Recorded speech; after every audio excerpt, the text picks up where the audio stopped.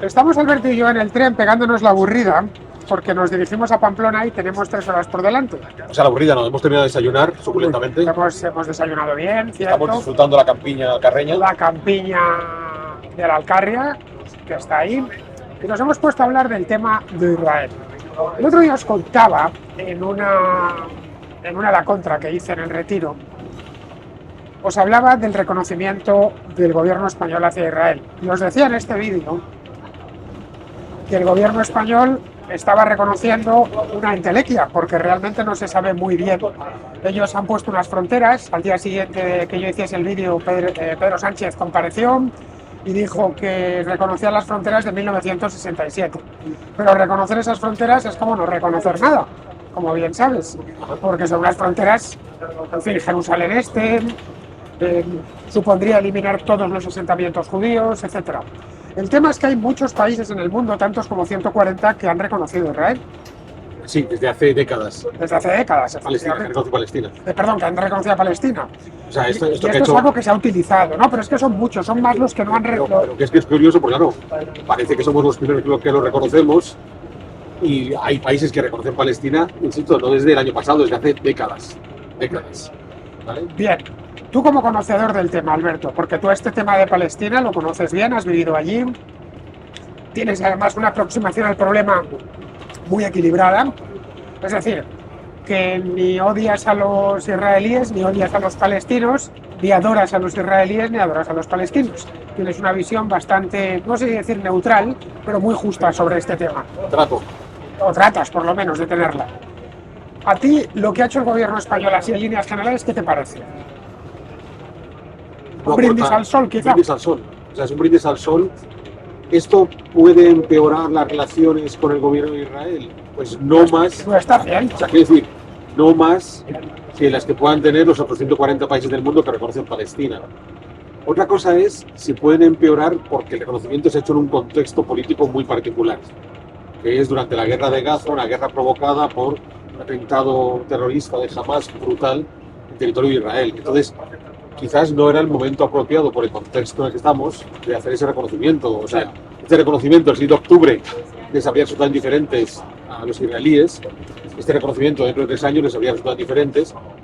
Hacerlo ahora, con el país muy sensibilizado por todo lo que pasó en octubre. Eso es, pues hacerlo ahora está claro que no era el momento adecuado, que el mensaje que transmites es un tanto extraño, porque claro, lo estás haciendo en un momento en que hay un conflicto, recordemos, o sea, el conflicto se puede acabar mañana si jamás devuelve a los rehenes. O sea, esto no tiene mayor enredo. Además, los israelíes piden los rehenes y si están muertos, pues les devuelven los cadáveres, se los devuelven y se acaba el conflicto. Ya está. O sea, la guerra tiene un fácil final cuando jamás. Es la parte que hemos de tratar de entender. Se acaba cuando jamás entrega los rehenes. Israel se retira. Ya está. ¿Vale? Entonces, cualquiera que quiera, cualquier político que tenga una idea de cómo conseguir la paz en la actual Gaza, es muy fácil. Va con Hamas, pide luego a los rehenes, el conflicto se acaba.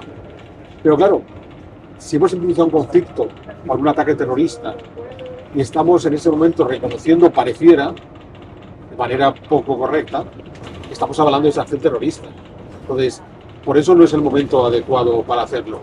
Ojo, otra cosa es que indudablemente, en el momento que haya que sentarse a reconocer el Estado de Palestina, y una de las cosas que dijeron, otro brindis al sol, las fronteras del 67, pues sí, mal que nos pese, cualquier proceso de paz donde por fin haya la existencia de 2 estados, Palestina e Israel, va a pasar inevitablemente por 3 elementos. Uno, las fronteras del 67, con la negociación sobre Jerusalén, que será muy complicada. Las fronteras del 67 implica eliminar muchísimos asentamientos israelíes en territorio palestino, más allá de las fronteras del 67, y es un precio que Israel va a tener que pagar sí o sí. Y, por supuesto, la desaparición de los campos de refugiados palestinos. Es decir, los palestinos ya no podrán tener ninguna reclamación de que mi abuelo o mi bisabuelo tenía propiedades en el actual Estado de Israel. Entonces, aquí hay que llegar. O sea, no hay otro camino. Fronteras del 67, desmontaje de asentamientos, desaparición de campos de refugiados. Desaparece la causa palestina como tal. Claro, que se ha estado reivindicando durante todos estos años. Vamos a encontrarnos. El otro día estaba escuchando al presidente de las Naciones Judías de España o algo así, que después del 67, por haber habido una victoria militar, hay una ocupación de ciertos territorios fruto de esa victoria. No, la Carta de San Francisco, de la creación de Naciones Unidas, ya prohíbe la adquisición de territorios de otro mediante victorias militares. E Israel ha suscrito esa carta, con lo cual Israel no puede incorporar territorios fruto de conquista militar. Bueno, la cosa es que tendríamos un problema, ¿vale? Lo de Cisjordania. Bueno, en Cisjordania hay como 700 o 800.000 israelíes viviendo en algunos casos en ciudades muy grandes. En algunos casos en ciudades grandes que no se desmantelan de un día para otro. No se desmantelan. Es decir, habría que sacarles uno a uno. Eso es, pero bueno, no ya se hizo en hablando de Sinaí. una comunidad pequeña. En Sinaí, en Gaza, que era más pequeño, pero ya se hizo. Luego, por otro lado, tenemos el tema de Jerusalén, que eso ya son palabras mayores. Ahí es donde estamos en la mayor dificultad. O sea, hasta aquí lo que yo he contado es muy duro. O sea, que tengas políticos con los arrechos de decirle en el mundo palestino se acaba la reivindicación de los refugiados y en el mundo israelí desmontamos los asentamientos, aunque eso sea duro, es viable. Jerusalén es mucho más complicado. Sí. ¿Vale? Entonces, Jerusalén es mucho más complicado. Entonces, cuando Pedro Sánchez de manera gratuita dice las fronteras del 67, claro, hay unas fronteras del 67 de facto que no pues, reconocidas internacionalmente en torno a Jerusalén. Tú sabes, cuando visitas la ciudad vieja de Jerusalén, hay puertas, puertas que separaban diferentes sectores de Jerusalén. Toda la ciudad vieja quedó en el lado de Jordania, pero hay parte de la ciudad nueva que queda en el lado israelí. Hay partes que se quedaron en tierra de nadie, partes donde hubo alambradas, donde hubo, claro. Hemos de entender cuando se crea el Estado de Israel y no se crea el de Palestina porque se lo comen Egipto y Jordania, en principio Jerusalén, con Belén, se va a convertir en una entidad rarísima que era el Corpus Separatorio Internacional, gestionado directamente por Naciones Unidas. Estamos hablando del año 47, el plan de la ONU, da un estatus internacional a Jerusalén como el que había tenido Tánger en su época, en su momento. La ciudad internacional Danzig. O Danzig, efectivamente. Eso nunca llega a término. Eso es. Entonces, eso nunca se ha resuelto. De modo que cualquier negociación, inevitablemente, va a tener un escollo importante que es Jerusalén. Pero claro, si ya hemos resuelto todo el paso previo, si hemos eliminado los asentamientos en Cisjordania y hemos eliminado los campos de refugiados, hemos dado 9 de los 10 pasos que quedan. Sí, pero el tema de Jerusalén yo lo veo no difícil, no complicado, lo veo imposible que los israelíes renuncien a esa ciudad o al menos al centro de la ciudad, porque una parte de Jerusalén, la parte occidental, sí ya formaba parte de Israel desde el 48. Donde está el Knesset. Hay un nuevo Jerusalén que ya formaba parte del Estado de Israel. Claro, ya digo, ahí tenemos esa indefinición de fronteras. Pero tú ves a los israelíes entregando el muro de las lamentaciones a... No, pero claro, si se quedan con la espalda del muro y la parte superior sigue siendo el futuro Estado de Palestina, o como es en la actualidad parte de Jordania, pues es fuente de debate. Claro, volver al estatus de Corpus Separatorio Internacional tampoco es la solución. Hemos tenido que cambiar de plano. Porque uno de los camareros de la cafetería nos ha dicho que no quería salir, y por supuesto es un deseo que respetamos. Bueno, nos habíamos quedado con el tema de Jerusalén, Alberto. Yo sé que el tema de Jerusalén es complicado, pero no podemos decir que el proceso no se puede llegar a establecer la paz, porque tenemos el problema de Jerusalén. O sea, hay que estirar todo lo posible el resto del problema y ya resolveremos al final qué ocurre con Jerusalén, y cuando lleguemos a ese enredo veremos cómo resolverlo. Pero indudablemente, si hemos resuelto todo lo previo, que son campos de refugiados, asentamientos, establecimiento de fronteras más allá de Jerusalén, hemos resuelto el 90% del problema. O sea que ahí... Y claro, tienes que tener políticos valientes que se te van a hacer eso. Y no los hay. O sea, no hay ningún político que se quiera enfrentar al reto de tener que saber que, bueno, claro, le puede pasar como a Rabin. Esto lo cambia. Sí. Bueno, a Isaac Rabin le mató un radical judío. Sí. Bueno, precisamente por haber llegado a los acuerdos de Oslo. O le puede pasar como al rey Abdalá de Jordania, que a la larga es quien permitió que el Estado de Israel ocurra. Entonces, claro, cada vez que hay alguien que se atreve a dar ese paso, se lo carga. Entonces entiendo que no haya políticos que sean unos suicidas. Pero vamos, este tema tiene una solución, ya he dicho, difícil. En el caso de Jerusalén yo creo que imposible. Es decir, que si se enrocan las dos partes, bueno, en este caso, como están enrocadas, no va a haber solución ninguna. Con el tema de Jerusalén, si la posición de fuerza la tiene Israel. Pero bueno, vamos ahora al reconocimiento, vamos al reconocimiento diplomático que ha realizado Pedro Sánchez. Sí. Yo acepto las fronteras del 67. Que son unas fronteras que no existen hoy por hoy. O sea, yo puedo reconocer a Palestina como Estado y a partir de ahí gestiono para que a nivel internacional Palestina tenga el puesto que le correspondería en diferentes instituciones internacionales. Sí. Porque claro, pero esa coletilla de la frontera del 67 es una coletilla muy divertida, pero una coletilla que tiene un problema de decir, ¿eso qué significa?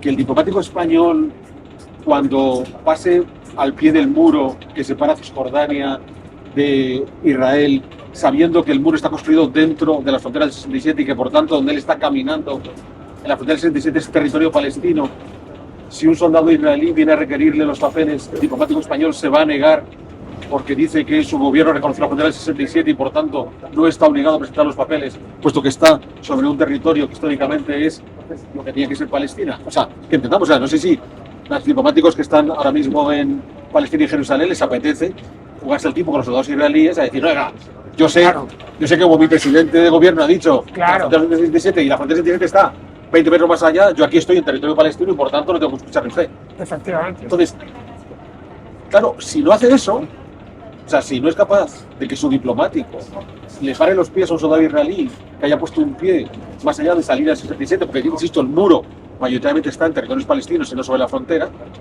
bueno, que ha hecho es un brindis al sol, y bueno, en la frontera del 67, demuéstralo, pero demuéstralo, o sea, haz una acción diplomática que demuestres que estás defendiendo la frontera del 67.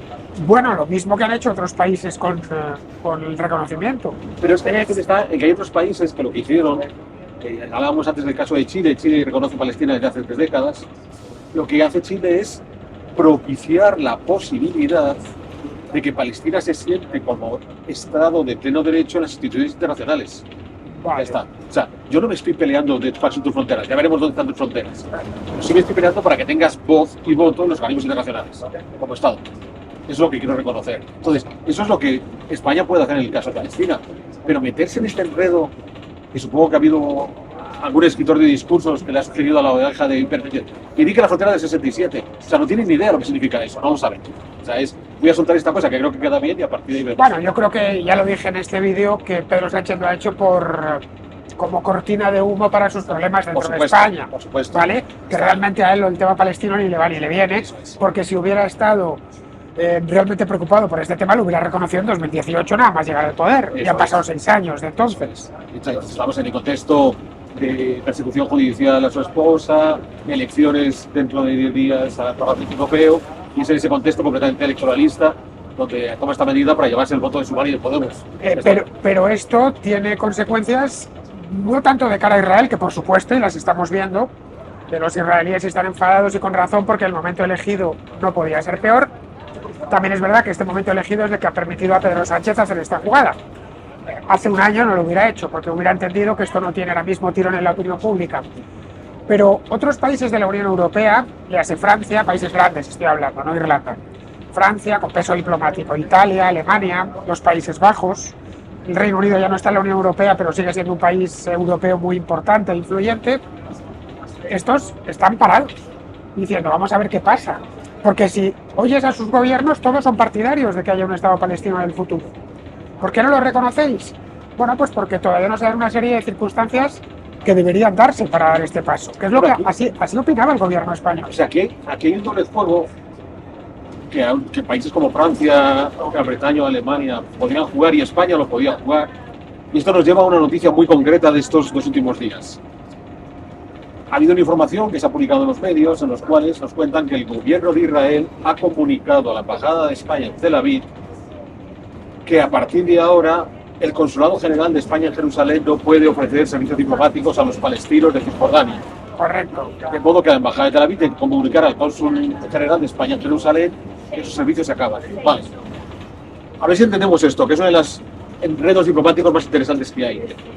El Consulado General de España en Jerusalén no depende de la Embajada de España en Tel Aviv. Porque el Consulado General... Esto se suele ignorar. Eso es. El Consulado General de España en Jerusalén es una alegación diplomática histórica que viene desde el siglo XIX, incluso de delegaciones diplomáticas previas. Tiempos del Imperio Otomano.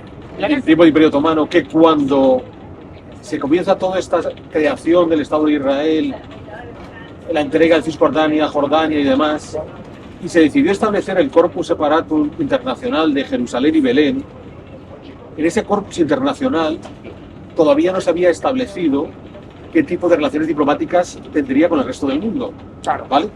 Pero Naciones Unidas decidió que aquellos países que ya tenían sus delegaciones diplomáticas dentro del territorio de Jerusalén podían seguir manteniendo. Una de ellas era una de esos Una de países ellas era España. era España. Entonces, España reconoció a Israel en el año 86.